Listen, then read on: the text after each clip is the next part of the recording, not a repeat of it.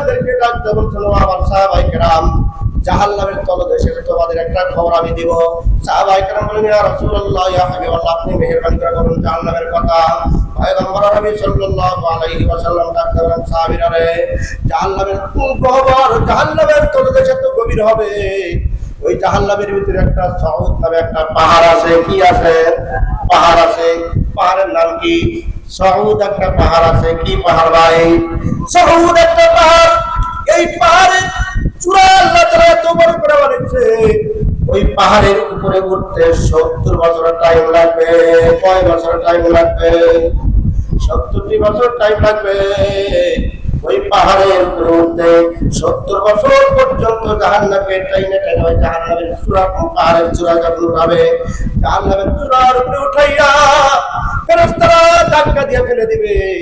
এটা দেওয়ার কারণে গড়ায়া গড়া উল্টা উল্টা হাওয়া লেখা গড়ানি দিয়া এরকম করতে করতে আবার জাহান্নামের তলদেশে যখন যা পৌঁছবে, আল্লাহ রাব্বুল আলামিন ফেরেশতাদেরকে বলবেন, ফেরেশতারা, এই বান্দাকে কিয়ামত থেকে যখন তার জাহান্নামের ঠিকানা হয়ে গেছে, আবাদুল আবাদ, এর আর কোনোদিন জাহান্নাম থেকে বের হওয়ার কোনো সুযোগ নাই।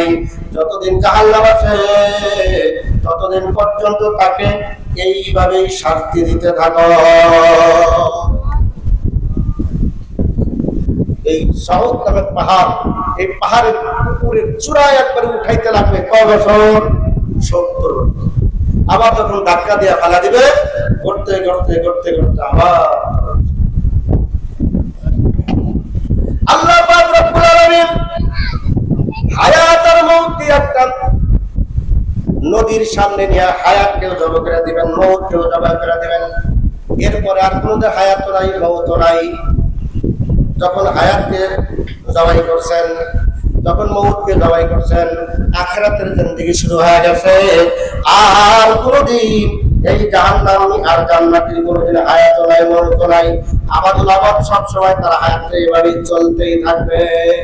দলিল যুম্মা লা ইয়ামুতু ফিহা ওয়া লা ইয়াহইয়া।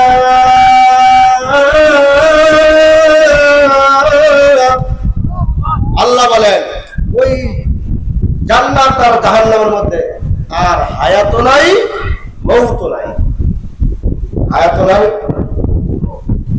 চিরদিন আবাদুল আবাদ যখন জাহান্নামের মধ্যে পড়ে আছে, পড়ে থাকার পরে লোকটা তখন কান্নাকাটি করবে, কাঁদতে কাঁদতে কান্না করতে করতে করতে চোখের পানি শেষ হয়ে যাবে। চোখের পানি শেষ হয়ে যাওয়ার পরে এক পর্যায়ে জাহান্নামী বান্দার চোখ দিয়ে রক্ত বের হতে থাকবে।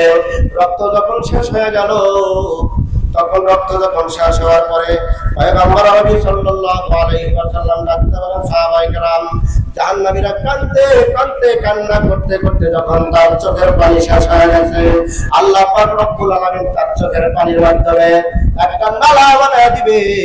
ওই নালার ভিতরে যদি কেউ জাহাজ চালাইতে চায়, নৌকা চালাইতে চায়, নৌকা চালাইতে পারবে, কিন্তু নৌকা ঠেকবে না।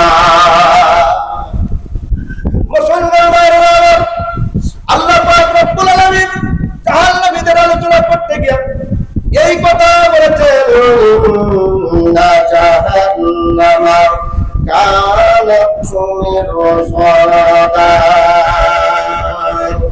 লিত্তাগীনা মাআবা।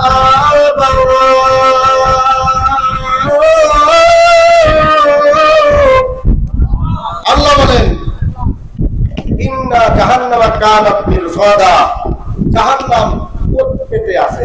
কোট পেটা শব্দ হলো, র‍্যাব যখন কোনো আসামিকে ধরতে যায় তখন আড়াল হয়ে থাকে। একদিক দিয়ে কয়েকজন র‍্যাব দৌড়ানি দেয়, আর একদিকে উকিল চুপ করে কোট পেতে থাকে। আসামি যেই এদিকে যেতে লাগে ফট করে ধরবে। আছে না নাই?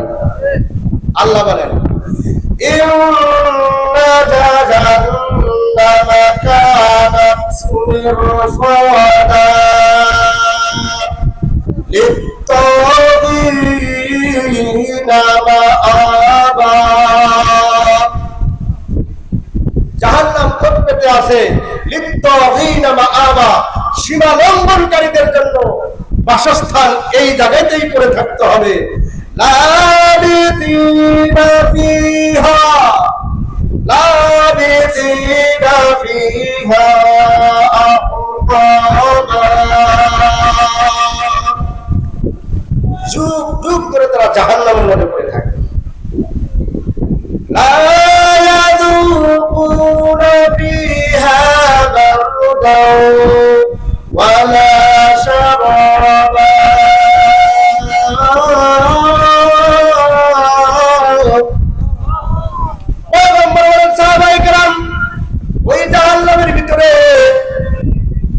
ঠান্ডা কোনো পানির ব্যবস্থাপনা নাই, ঠান্ডা পানি তোমাদেরকে দেওয়া হবে না। হাউ হাউ করে কাঁদতে থাকবে আর বলতে থাকবে পানি দাও, পানি দাও। পানি যখন চাইবে, পানির পরিবর্তে আল্লাহ রাব্বুল আলামিন অন্য জায়গায় বলেছেন, আয়াত আমি অবশ্যই বলবো আল্লাহ তৌফিকে, যখন বান্দা যখন পানি চাইবে, পানি চাওয়ার পরে পানি যখন কান্নাকাটি করবে, ফেরেশতারা 1000 বছর পর এসে ডাকতে বলবে, তুমি এত কান্নাকাটি কেন করো? জাহান্নামের ভিতরে এত চিল্লা পাল্লা কেন করো? তোমার কি হয়েছে? একটু মেহেরবানি করে বলো। পানি দাও, পানি দাও। ফেরেশতা যখন যাবে, ফেরেশতা যাওয়ার পরে আরো 1000 বছর পরে পানি আনবে। কি আনবে? পানি আনবে। পানি পানি বলে চিৎকার করতেছে, পানি আনবে। পানিটা যখন আনবে, আনার পর তার চেহারা পানির গন্ধে, দুর্গন্ধে মুখটা মলিন হয়ে যাবে। পয়গম্বর নবী সাল্লাল্লাহু আলাইহি ওয়াসাল্লাম বলেন, ফায়াকরাহুহু, এই পানি যখন দেখবে তখন তার চেহারাটা মলিন হয়ে যাবে, মুখটা কেমন যেন রাগ করলে যেমন হয় এমনটি হয়ে যাবে। সাহাবায়ে কেরামকে পয়গম্বর নবী সাল্লাল্লাহু আলাইহি ওয়াসাল্লাম বলেন, ফাইদা উতনিয়া মিনহু, ফাইদা উতনিয়া মিনহু ফাশাওয়া ওয়াজহুহু। ওই সাহাবারা জাহান্নামের মধ্যে যখন পানি যখন দেওয়া হবে, ডাইরেক্ট পানি দেওয়া হবে না, আল্লাহর বান্দাকে তখন জাইতুন তেলের গাছ আর জাহান্নামীদের রক্ত আর গরম পানিগুলা, তপ্ত পানিগুলা যখন তার চেহারার সামনে নিবে, নেওয়ার পরে ওই জাহান্নামী ওই আগুনের কলা পানির উত্তপ্ত গরমের কারণে তার ঠোঁট একটা পুইরা বাঁধা কয়লা হয়ে উপরের দিকে উঠে যাবে, নিচের ঠোঁটটা কয়লা হয়ে আবার নিচের দিকে যাবে। সাহাবায়ে কেরাম, ও আমার সাহাবায়ে কেরাম, তোমরা শোনো, ওই জাহান্নামী বান্দার এত ভয়াবহ বিভৎস অবস্থা হবে, যে অবস্থার কারণে তার দাঁত গোলা বের হয়ে যাবে। সাহাবায়ে কেরামকে লক্ষ্য করে পয়গম্বর ডাকতে বলল, সাহাবায়ে কেরাম, এক একটা জাহান্নামীর দাঁত উহুদ পাহাড়ের সমান হবে। কি পাহাড়ের সমান হবে? উহুদ পাহাড়ের সমান হবে এক একটা দাঁত। আল্লাহর পয়গম্বর নবী সাল্লাল্লাহু আলাইহি ওয়াসাল্লাম মদিনাতুল মুনাওয়ারার পাশে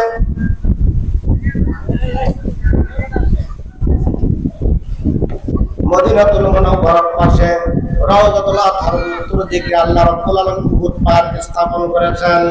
উহুদ পাহাড়ের আয়তন হলো 9.5 কিলোমিটার লম্বা। কয় কিলোমিটার লম্বা?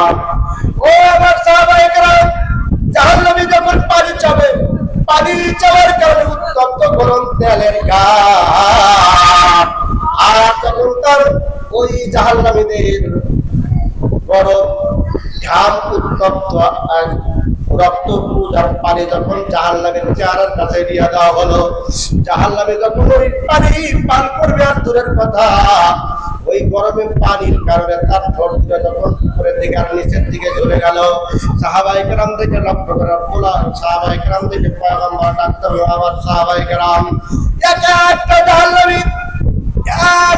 জাহান্নামী রায়তন বলতে গিয়ে আল্লাহর পয়গম্বর বলে, শোনো আমার সাহাবায়ে কেরাম, তোমরা শোনো,